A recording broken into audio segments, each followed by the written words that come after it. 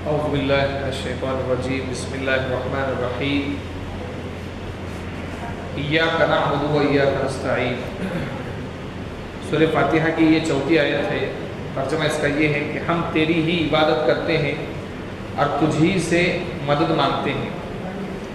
اللہ تعالیٰ نے پہلی 3 آیتوں میں اپنی شان ذکر فرمائی کہ میں ایک ہوں، اور میری رحمت کا تقاضا یہ ہے کہ میں نے آپ پر نبی کو بھیجا، اور پھر نبی کو بھیجنے کے ساتھ آپ پر احکام کو نازل کیا کہ کون میرے احکام پر چلے گا تو اس کو انعام سے نوازوں گا، اور کون راستہ بھٹک جائے گا تو اس کو سزا دوں گا۔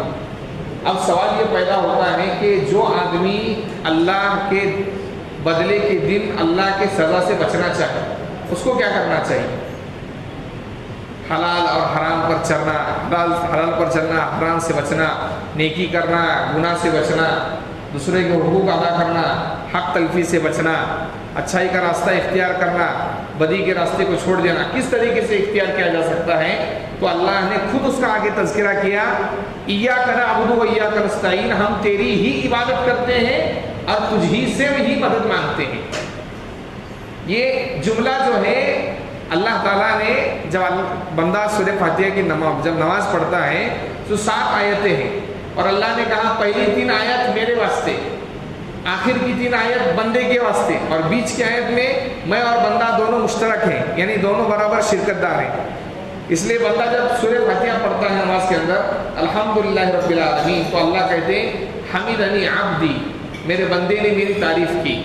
جب بندہ کہتا ہے الرحمن الرحیم تو اللہ کہتے ہیں اثنا علی عبدی، میرے بندے نے میری بڑائی بیان کی۔ جب بندہ بولتا ہے نماز میں مالک یوم الدین تو اللہ کہتے ہیں مجدنی عبدی، میرے بندے نے میری بزرگی بیان کی۔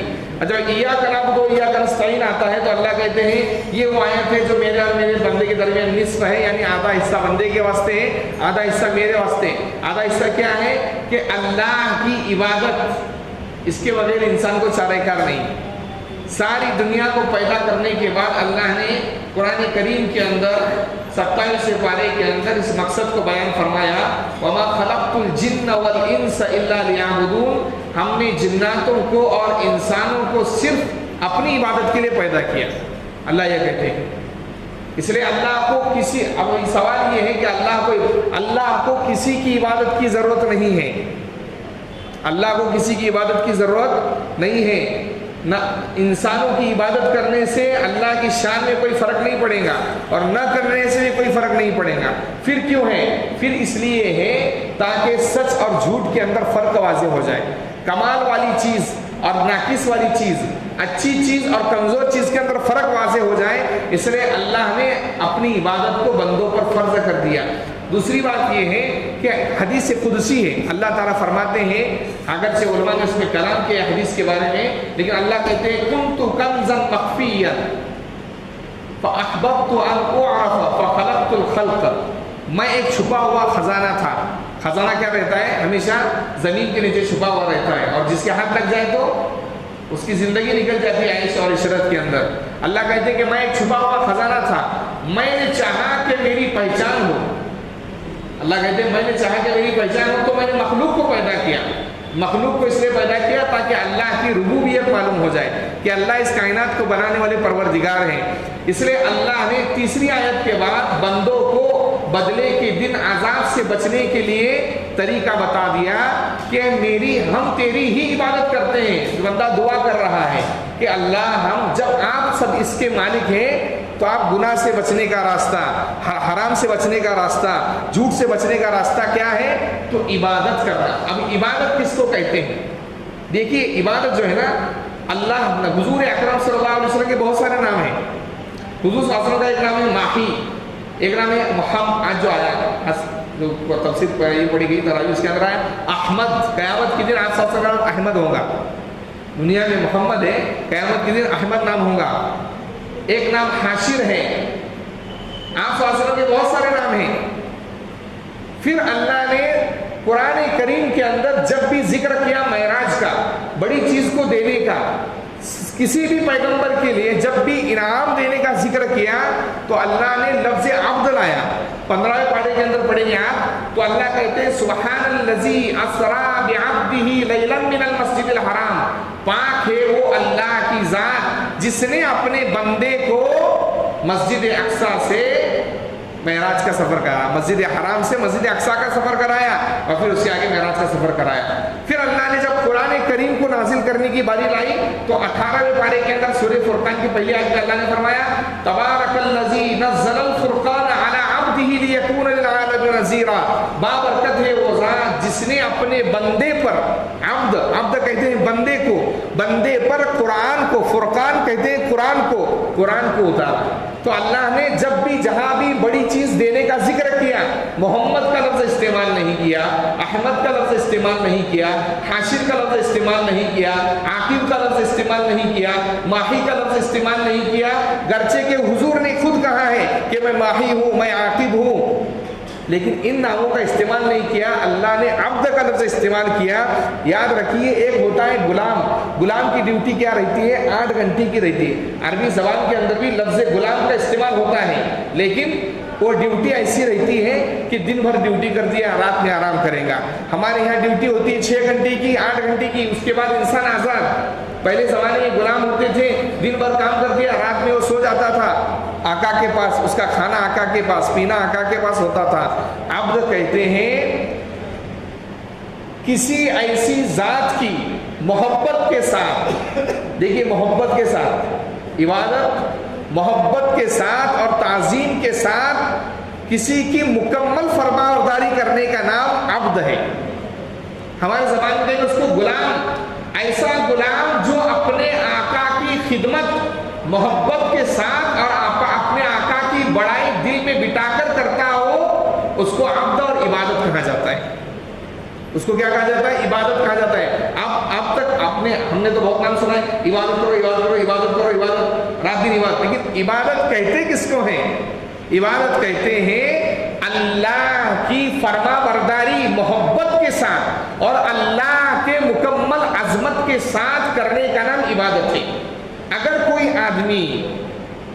کوئی آدمی کسی ایسے آدمی کی اطاعت کرتا ہے محبت اور عظمت کے ساتھ تو شرک کرتا ہے۔ کوئی بھی آدمی ولیوں کے مزار پر جا رہا ہے، منع نہیں ہے، جواب قبرستان میں جانا منع تھوڑی ہے، انسانوں کو جا سکتا ہے انسان، تو وہ ولیوں کا مزار بھی قبر ہے، جا سکتا ہے، بخش کرا سکتا ہے، کوئی منع نہیں، لیکن ایسی تعظیم کرنا جو محبت اور عظمت کے ساتھ ہو اور جس سے بندگی کا اظہار ہوتا ہو، پھر وہ حرام ہو جاتی ہے۔ اللہ کو چھوڑ کر کسی بھی چیز کا، صرف مزاروں کا نہیں، درختوں کا، پیڑوں کا، دریا کا، سورج کا، چاند کا ایسا اکرام کرنا جس کے اندر انسان اپنے آپ کو ذلیل کرتا ہو اور سامنے والے کا مکمل اکرام کرتا ہو، پھر یہ حرام ہے۔ ہمارے جو بڑے مولانا ہیں، یاد رکھیے، ہمارے جو کمپنی کا مالک ہے، ہمارے جو آفس کا مینیجر ہے، اس کی ایسی تعظیم کرنا جس کے اندر آدمی اپنے آپ کو ذلیل کرے اور اس کی فرما برداری کو واجب اور ضروری سمجھے، یہ بھی شرک ہے، یہ بھی شرک ہے۔ اس لیے امام غزالی رحمۃ اللہ علیہ نے 10 عبادتوں کو ذکر فرمایا اور پھر آگے لکھا اللہ کے جیسا کسی کا اکرام نہ کیا جائے، اللہ کی جیسی کسی سے محبت نہ کی جائے، اللہ کی جیسی کسی کی بندگی نہ کی جائے۔ ہم اپنی بیوی سے محبت کرتے ہیں لیکن خدا کی جیسی نہیں، ہم اپنی اولاد سے محبت کرتے ہیں لیکن خدا کی جیسی نہیں۔ یہ کب سمجھ میں آئے گا؟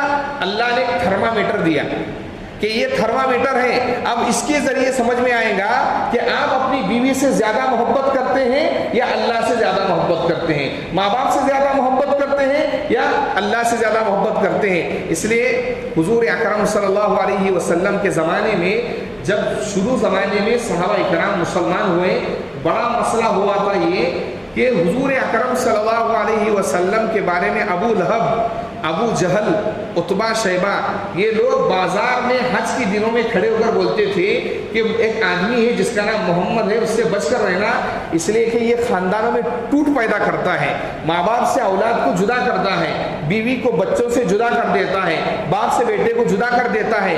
کیا وجہ تھی؟ مسلمان ہونے کے بعد ماں باپ صحابہ کو پکڑ رہے اور مار رہے، پکڑ رہے اور مار رہے۔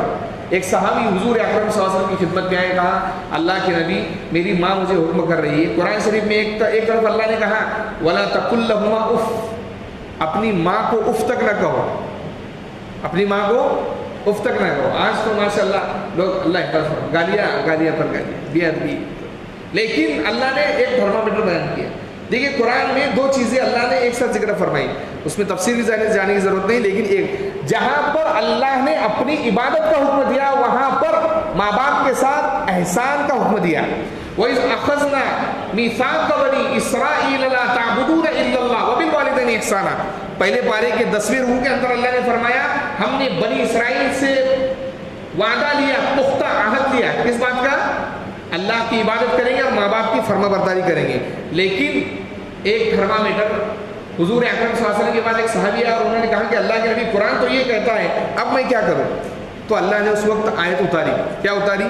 وَوَصَّيْنَا الْإِنسَانَ بِوَالِدَيْهِ إِحْسَانًا. ہم نے انسان کو اس کے ماں باپ کے ساتھ بہتر رہنے کا طریقے کی وصیت کی. لیکن اگر وَإِن جَاهَدَاكَ لِتُشْرِكَ بِي مَا لَيْسَ لَكَ بِهِ عِلْمٌ فَلَا تُطِعْهُمَا, اگر تیرے ماں باپ تجھے کسی ایسے بات کا حکم کرے جو شرک کی طرف لے کر جاتا ہو تو ان کی بات ماننے کی ضرورت نہیں ہے. اس لیے حضور اکرم صلی اللہ علیہ وسلم نے حدیث کے اندر ایک بات ارشاد فرمائی, لا طاعت مخلوق فی معصیت الخالق. اللہ کی نافرمانی میں مخلوق کی فرما برداری نہیں چلتی. اللہ کی نافرمانی میں مخلوق کی فرما برداری نہیں چلتی. اب اس کی تفسیر آئندہ کل بتائیں گے. سبحان اللہ بحمدہ, سبحانک اللہم وبحمدک, اشہد ان لا الہ الا انت, استغفرک واتوب الیک.